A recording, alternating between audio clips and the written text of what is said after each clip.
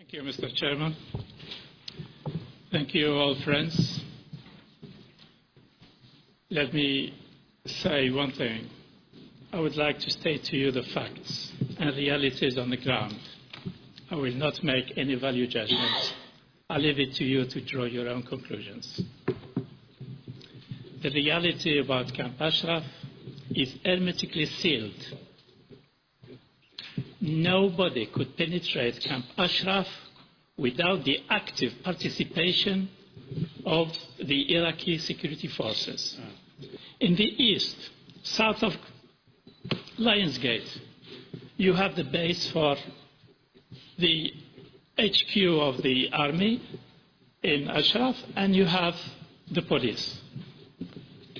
Inside Ashraf, there is a police station, which was allegedly the reason for the attack of April 2011. Before, when I used to visit Ashraf, before landing, we do a sort of, we hover around the camp. And we see the installations and we see the movements on the ground before we land. And I could tell you, not even a fox could cross inside the camp without being detected by the Iraqi army and the police. So, as I experienced on the 8th of April 2011, I was in the lead of taking the fact-finding mission on the ground. And before I went to Ashraf, early in the morning on Friday 2011, 8th of April 2011, I went to the house of the National Security Advisor, who is the chair of Ashraf Committee. He is responsible about all actions related to Ashraf. National Security Advisor Falah Fayyad. I told him, I begged him to immediately stop the attack of 8 April. I told him 8 in the morning, I was already aware that 17 people were already killed. His reply, face to face to me, he told me, stop spreading rumors. There is nothing happening. I said to him, okay, if there is nothing happening, can I visit right now? Can I take the helicopter and go to Ashraf? He said, no, you can't. I explained to him it's in the interest of the Iraqi government to let me go. Because if nothing is happening, I will kill these rumors, I will come back and say nothing happened. He said, no, you can't go. Eventually, I managed to go on the 13th of April 2011. And till the last minute, before I walked into the camp, I spoke to the doctor of Ashraf, Dr. Omar. I said to him, please tell me what happened. Again, the Iraqi doctor at Camp Ashraf told me nothing happened. And I was away, 500 meters away from 28 bodies.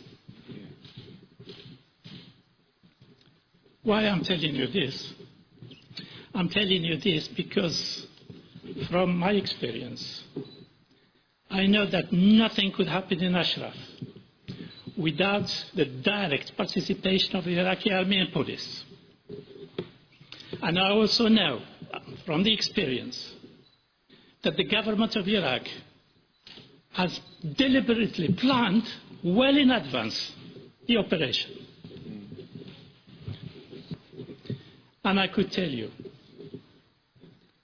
the orders were taken by the government of Iraq, and I specify, it's the Ashraf Committee, chaired by the National Security Advisor Falah Fayyad. This is a serious allegation I'm making. But I'm telling you, from my experience on the ground, from my interaction with the Prime Minister's office, and from what they told me themselves. The day I confronted Falah Fayyad with my report and the pictures of the Ashrafis being slaughtered, he finally told me, we will investigate it, but not on your terms, according to our terms. And they did the investigation according to their terms. They brought some weapons, put them on a table, took a picture of those weapons, and they presented to me and to the diplomatic community, presented those pictures as evidence that it was the Ashrafis who killed each other. I said to them directly, please do not distribute this report because it will undermine your credibility. It will undermine the credibility of the government of Iraq. It's not in your interest to make this sort of simplify the situation this way. No matter.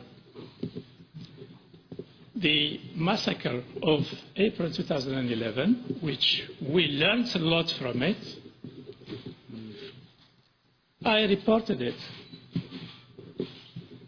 but I was not allowed to get the message out of Iraq. I had to smuggle, in a way, in an irregular manner, the report to Geneva. And once it reached Geneva, it was made public. And I'm saying this just to raise a question mark about the impartiality of UNAMI. I'm sorry to say, without targeting any individual, UNAMI will not be impartial. Why? Regardless of what happened during the period of the previous SRG, the structure of UNAMI itself does not allow it to be impartial. How things are done in UNAMI. There are two institutions in UNAMI which are closely linked to the security system of the government of Iraq. Namely, an organization called POLAD. It's the police advisors to UNAMI, led by an Iraqi colonel. So POLAD advises UNAMI on every issue that is related to policing. Second institution is MILAD. Those military advisors to UNAMI are again officers of, some of them, officers of the former coalition that led the war in Iraq.